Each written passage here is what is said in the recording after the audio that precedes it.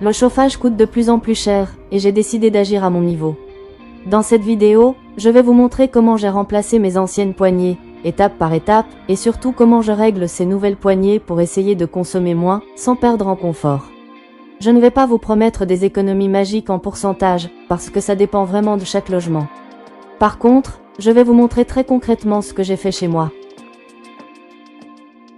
Premier réflexe, on coupe le chauffage, pour ne pas travailler sur un circuit chaud et on vidange les radiateurs.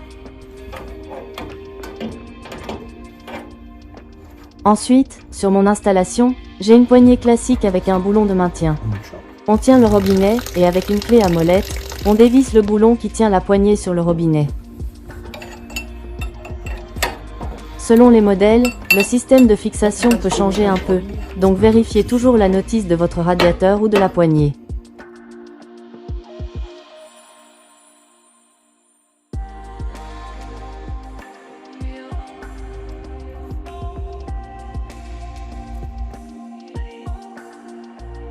Allez, on passe à la nouvelle poignée thermostatique. J'ai opté pour des poignées thermostatiques connectées Ketotech. Elles sont relativement bon marché. Elles ont comme avantage la détection de fenêtres ouvertes qui coupent automatiquement le chauffage pour éviter de chauffer dans le vide. Maintenant, on va passer à l'installation de la nouvelle poignée thermostatique connectée, compatible avec Tuya. Comme pour une poignée classique, je vérifie d'abord que l'axe de la poignée correspond bien au robinet et qu'il n'y a rien qui bloque. On présente la poignée dans le bon sens, puis on l'enfonce sur le robinet jusqu'à ce qu'elle soit bien en place. Sur ce modèle, la fixation se fait avec une bague et un système de clipsage. On la serre simplement jusqu'à ce que la tête soit bien stable, mais sans forcer comme une brute. Une fois fixée, on peut déjà tourner la poignée pour vérifier qu'elle réagit bien mécaniquement. Selon les modèles de tête thermostatique connectée, vous aurez parfois des adaptateurs fournis dans la boîte. Pensez à bien regarder la notice pour choisir le bon adaptateur pour vos radiateurs.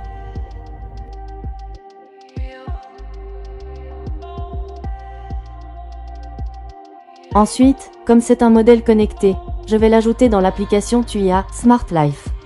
Pour cela, je découvre la passerelle Tuya Zigbee achetée avec les poignées. Pour piloter mes poignées thermostatiques, je dois d'abord les appairer à cette passerelle. La passerelle Tuya, c'est le pont entre vos appareils Zigbee, comme les poignées thermostatiques, et votre Wi-Fi. Elle se connecte à votre box en Wi-Fi et permet à l'appli Tuya de voir, piloter et automatiser vos appareils Zigbee à distance. En plus des poignées connectées, je connecte aussi un thermomètre Tuya Zigbee à la passerelle. Comme ça, je récupère la température réelle de la pièce et je peux créer des automatisations plus fiables, chauffage on-off, consigne, scénario.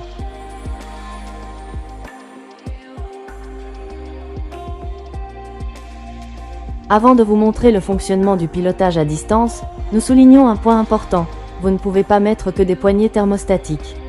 Il faut laisser une poignée classique à un endroit du circuit afin de laisser circuler l'eau à un endroit de votre installation.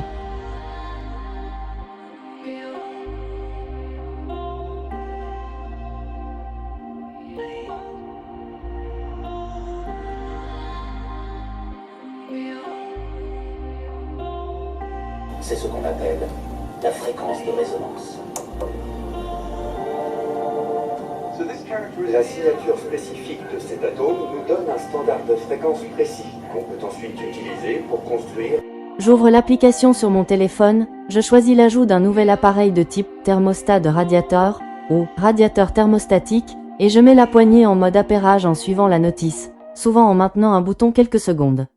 Une fois que la tête apparaît dans l'application, je lui donne un nom clair, par exemple, radiateur salon ou chambre parent, pour m'y retrouver facilement. Le principe reste le même qu'une poignée thermostatique classique. Elle va mesurer la température de la pièce et ouvrir ou fermer le radiateur pour atteindre la consigne que vous avez choisie.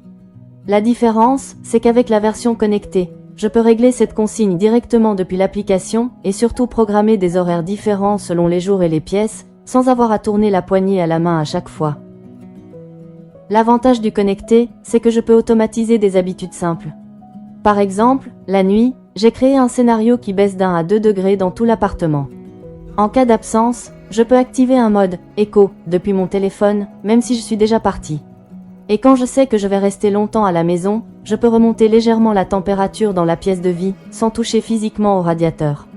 Ce sont mes réglages, à adopter chez vous selon votre confort et votre façon de vivre.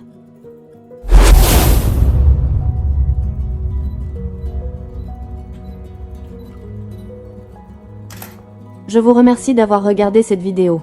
Si elle vous a plu, merci de liker et de vous abonner. À très bientôt.